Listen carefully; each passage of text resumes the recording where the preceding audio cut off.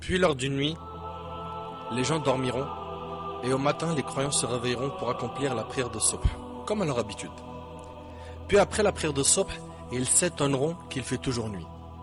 En principe, lorsqu'on sort de la mosquée après la prière de Subh, on voit les premières lueurs de l'aube, n'est-ce pas? Et pendant ce jour-là, il fera nuit. Le soleil n'apparaîtra pas. Wallah al-azim, ça fait peur. Imaginez-vous un petit peu. L'heure du Dhuhr arrive, il fait toujours nuit. L'heure du Asr arrive, pareil, il fait encore nuit. L'humanité entière assistera à ce jour-là. Ce jour qui est un grand signe de la fin des temps. Il s'agira du premier signe d'entrer dans la phase de bouleversement général de la situation de l'univers tout entier, qui est le lever du soleil de l'ouest. Le lever du soleil de l'ouest. Ce soleil qu'Allah Azza wa Jalla a créé, s'est toujours levé de l'est pour se coucher à l'ouest. Allah Tabarak wa Ta'ala l'a créé et l'a placé selon un calcul minutieux.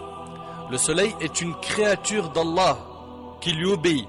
Allah Tabarak wa Ta'ala dit dans Sourate Yasin, Sourate 36, verset 38, et le soleil court vers un gîte qui lui est assigné. Et le soleil court vers un gîte qui lui est assigné. Telle est la détermination du Tout-Puissant, de l'Omniscient. C'est Allah Tabarak wa Ta'ala qui contrôle le soleil. Et la lune, nous lui avons déterminé des phases jusqu'à ce qu'elle devienne comme la palme vieille.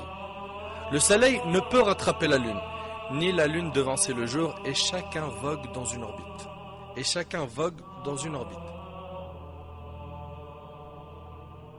Abu Dharr radiallahu anhu rapporte qu'un jour le prophète sallam a dit: savez-vous où va ce soleil? Ils répondirent: Allah et son messager savent mieux. Il poursuivit: le soleil vogue jusqu'à aboutir à son gîte sous le trône. Alors il se prosterne et ne cesse de rester ainsi jusqu'à ce qu'il lui soit dit: lève-toi et retourne d'où tu es venu. Vous suivez? C'est Allah Tabarak wa Ta'ala qui donne l'autorisation au soleil de se lever une nouvelle fois. Il retourne donc et se lève au matin de son levant, yani de l'est.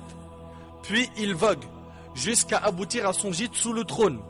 Alors il se prosterne et ne cesse de rester ainsi jusqu'à ce qu'il lui soit dit: lève-toi, retourne d'où tu es venu.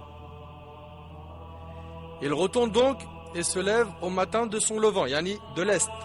Puis il vogue sans que les gens n'y trouvent quoi que ce soit. C'est-à-dire que ça devient une chose normale. On a l'habitude maintenant de voir le soleil se lever de l'est et se coucher à l'ouest.